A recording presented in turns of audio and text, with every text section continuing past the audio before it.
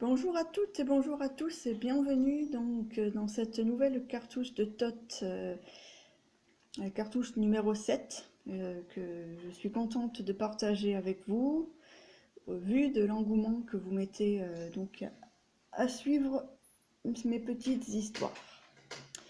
Donc cartouche de Tot numéro 7, un cri dans la nuit. Alors que notre belle Isis commençait à s'acquitter de ses tâches au sein de l'univers, Ra, lui commençait à s'ennuyer fermement dans son palais.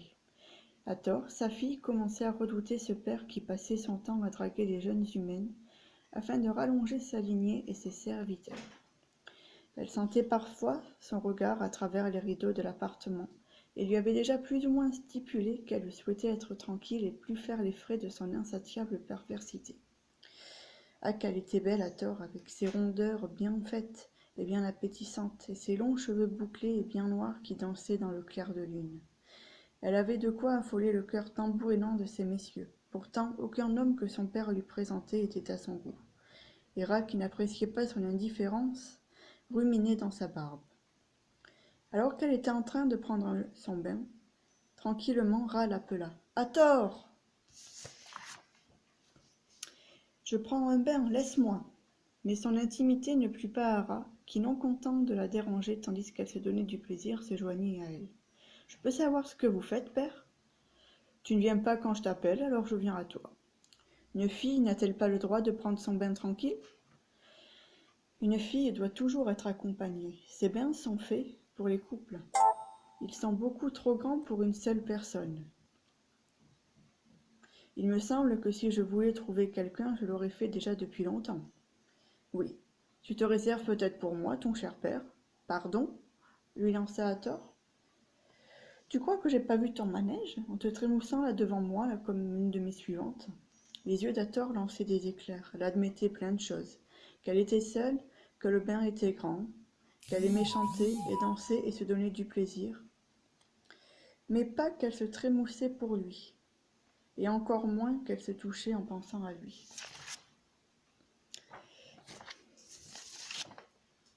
Alors Ra se glissa tout doucement près d'elle et commençait tout doucement à introduire ses doigts dans son vagin.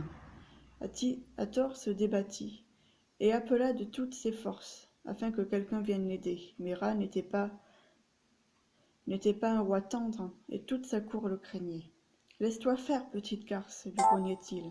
« À l'aide, hurlait Hathor, à l'aide !» Ra mit sa main devant la bouche d'Hathor, afin qu'aucun son ne sorte, et enfila son phallus dans le temple sacré d'Hathor. Toutes les suivantes du palais ne savaient que faire. Si elles intervenaient, Ra allait certainement les punir. La pauvre Hathor avait les larmes aux yeux, et le souffle haletant, elle ne comprenait pas ce qui lui arrivait. L'innocence de la douce et puissante Hathor tombait petit à petit en lambeaux. Le viol, car il s'agissait bien là de viol, dura plusieurs heures, et le bain de lait de camélia dans lequel elle se baignait se teinta de rouge et de gouttes salées. Après avoir fini son méfait, Ra partit presque satisfait de l'acte ignoble qu'il avait commis, marmonnant dans sa âme qu'elle l'avait pas volé et qu'elle s'en souviendrait à l'avenir.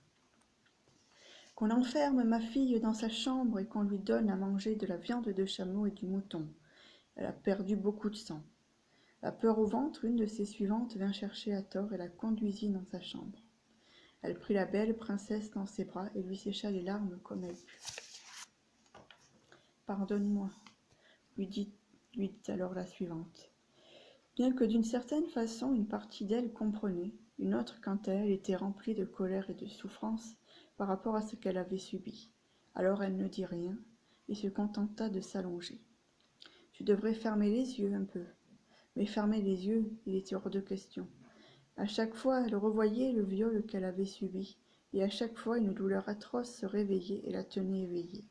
Ra demandait souvent des nouvelles de sa fille, et souvent également on lui répondait qu'elle voulait se tuer. Beaucoup de rumeurs circulaient à son sujet. Beaucoup pensaient qu'elle était mourante, d'autres qu'elle commençait à devenir folle. D'autres pensaient qu'elle était enceinte, mais elle ne grossissait pas. Son ventre rond était le même qu'elle avait toujours eu. Elle saignait tous les mois, n'avait pas de nausées, pas de lait, rien qui laissait présager qu'un bébé allait arriver. Au bout de 8 mois, Hathor commença à se sentir bizarre. Alors qu'elle faisait sa toilette, elle eut comme une crise qui la plia sur place. Elle se mit à hurler de douleur tant et si bien que toute la cour l'entendit. Et il apparut qu'elle perdait en fait les os. On l'allongea dans sa couche, et elle accoucha au bout de 3 longues et interminables heures. C'est une petite lionne qui apparut alors entre ses jambes. Aussitôt le sourire d'Hathor réapparut, cachant pour quelques heures l'amertume du cœur de la belle déesse. Celle-ci la prit alors dans les bras et lui donna le sein pour la première fois. Tandis qu'elle nourrissait la petite fille, elle demanda alors à une de ses suivantes d'amener le bébé, son bébé sur terre, auprès d'une jeune femme qui se nommait Isis. Là, l'enfant pourrait grandir à l'abri de Ra et en sécurité.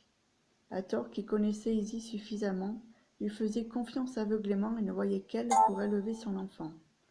En outre, Isis attendait impatiemment elle aussi de pouvoir être mère, et Hathor, elle, avait beaucoup trop de douleur en elle pour donner son amour. Elle appela alors un de ses scribes et lui demanda alors d'écrire. « Ma chère Isis, je te confie ce que j'ai de plus cher, il s'agit de ma fille. Je souhaite que tu la protèges de son père Ra, et que tu l'élèves comme ta propre fille. Je viendrai vous voir de temps en temps. Tu la nommeras Sekhmet, cela signifiera force et courage. Je te sais proche des enfants, et tu as en toi énormément d'amour. Tu sauras plus lui apporter ce que moi je ne peux pour le moment.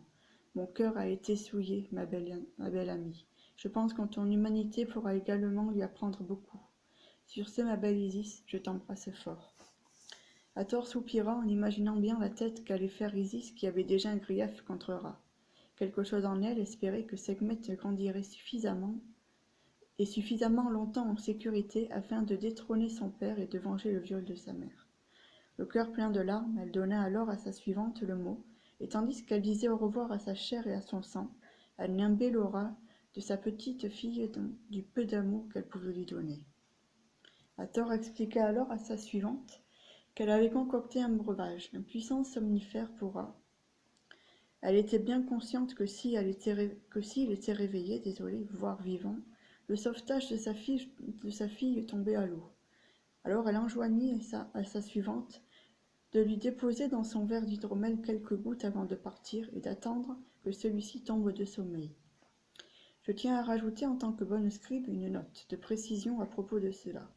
Peu savent que toute bonne magicienne qu'Isis était, dans son désir de justice, avait laissé donc une parcelle du poison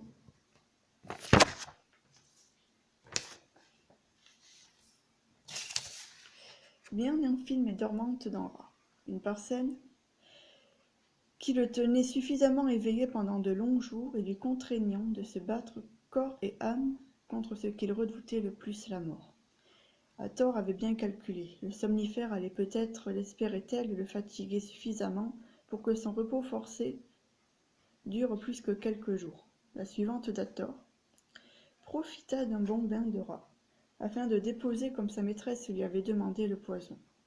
Ra sortit un peu du bain et profita d'une petite soif pour porter le verre à ses lèvres sans se douter que celui-ci signerait peut-être son déclin. Et tandis qu'il rejoignit une nouvelle fois son bain, porta ses mains à sa gorge et s'éteignit. « Au revoir, petite étoile, à bientôt, » lui dit-elle, les yeux remplis de larmes. Hathor donna alors le panier à sa suivante, embrassa la bouche de sa petite lionne et regarda la suivante et Sekhmet s'éloigner peut-être pour toujours.